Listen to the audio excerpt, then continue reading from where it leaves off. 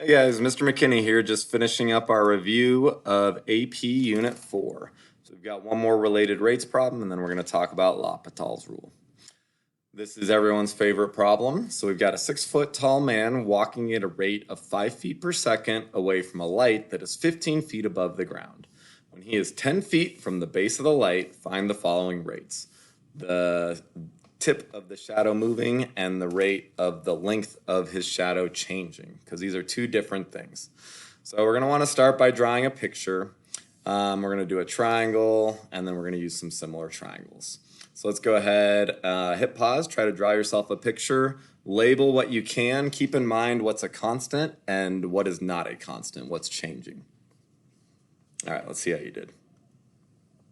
So I labeled it A for the length of the light post, C for the length of the man, B is the entire bottom leg, D would correspond to the man's shadow, E would be the distance between the light pole and the man.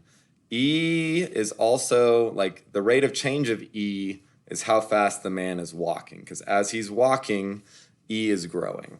Now keep in mind that as he's walking, his shadow is also getting longer. So to find the rate of change of his shadow, we would need to know, or the tip of his shadow rather, we need to know how quickly his shadow is growing plus how quickly he's walking. Now, we have triangles again, but we're not going to use Pythagorean theorem because we don't have the hypotenuse, and we're not dealing with the hypotenuse at all. So a squared plus b squared equals c squared is not going to help us. We're not going to use trig either because we're not talking about the angle at all either. So we're going to be using similar triangles. Think about the whole triangle and then the smaller triangle here. So if you set up some similar triangles and just think about it as you've got your big triangle where you have A and B, and then your small triangle where you have C and D. So the equation that we're going to use is matching these up. A over B equals C over D, or some of you might have matched it up as A over C equals B over D. It doesn't matter which of these you start with, because when you cross multiply, you're going to be doing A times D equals B times C either way. Now keep in mind that A and C are both constants, so you'll be able to plug those in and just have one variable on each side. So let's take a look at the next slide. So here's the equation we were talking about, and we filled everything in. So A is a constant, the rate of change would be 0. C is also a constant, rate of change would be 0. E is not a constant, but when we're working on the problem, it's equal to 10. The rate of change is 5 for how fast he's moving. And keep in mind that B is equal to E plus D. So these are the two equations that we're going to be using.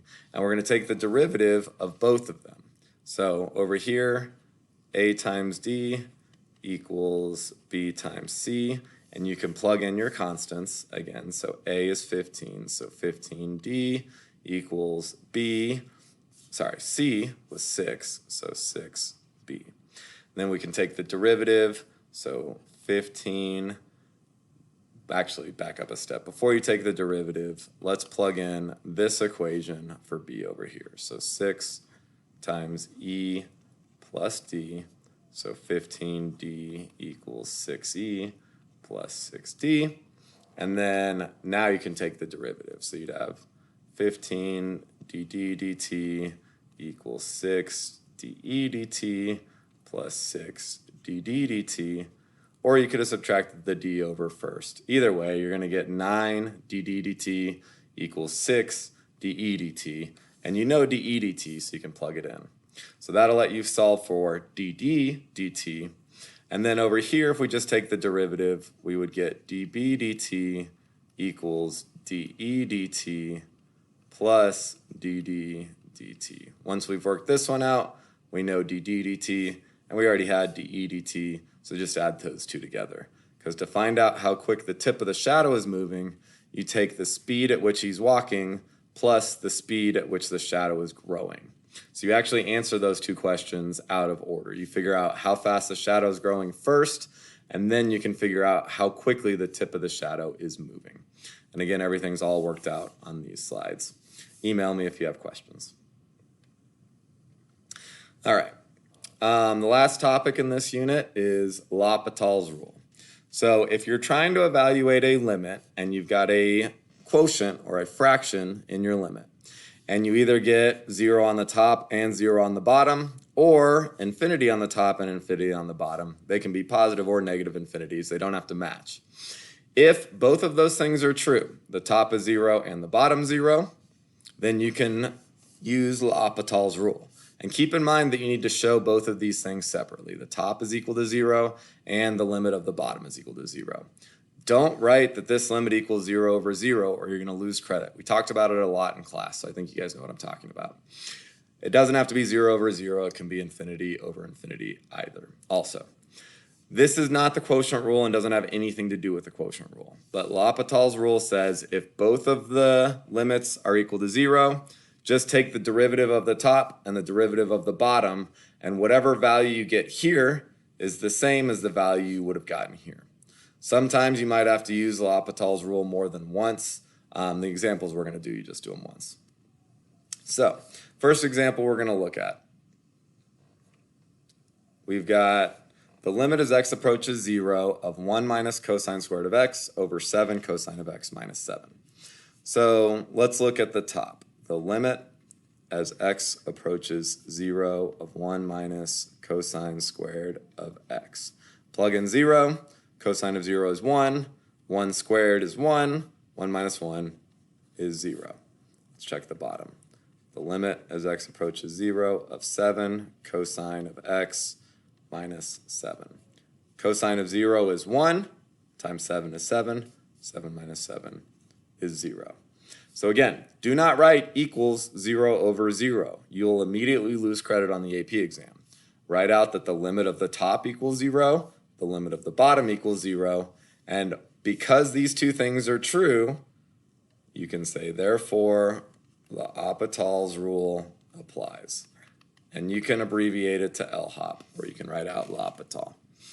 Since L'Hopital's rule applies, you can take the derivative on the top and the derivative on the bottom, keep the limit statement, and it will be equal to that. So, derivative on the top, derivative of a constant goes away.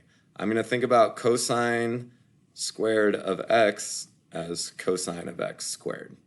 So, negative, bring the 2 in front, cosine of x to the first power, and then do the derivative of the inside function, so negative sign.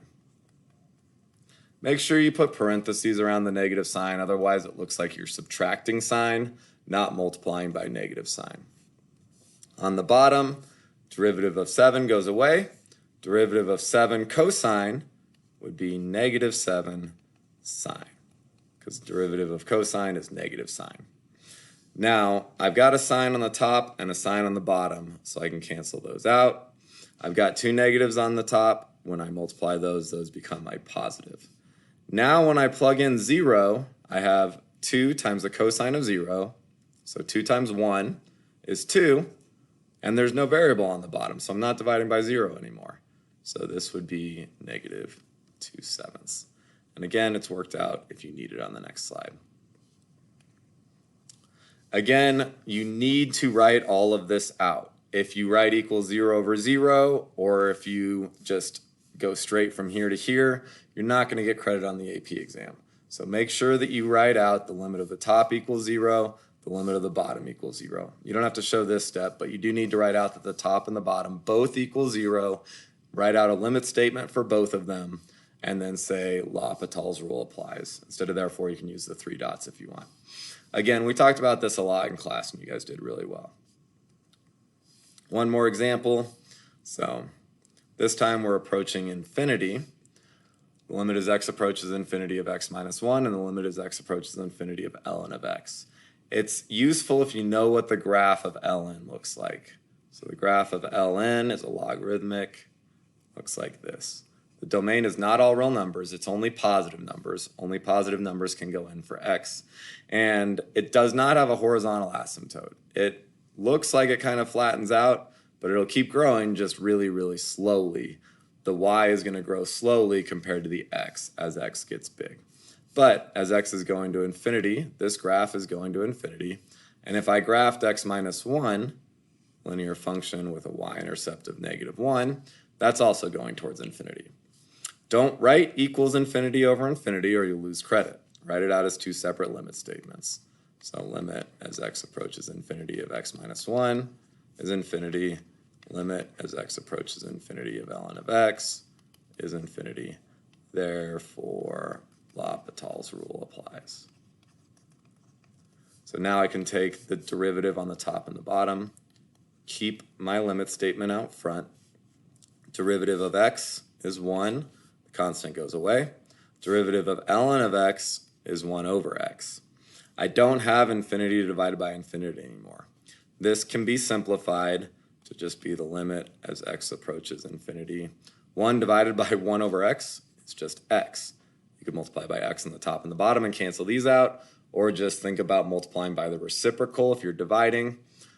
Either way is fine. So now I can plug in infinity, so this limit is infinity. And it's worked out in the next slide. Hope these videos were helpful. The PDF of the slides is posted, so I would look at that while you're watching the video. Email your teacher if you have any questions. Thanks, and good luck.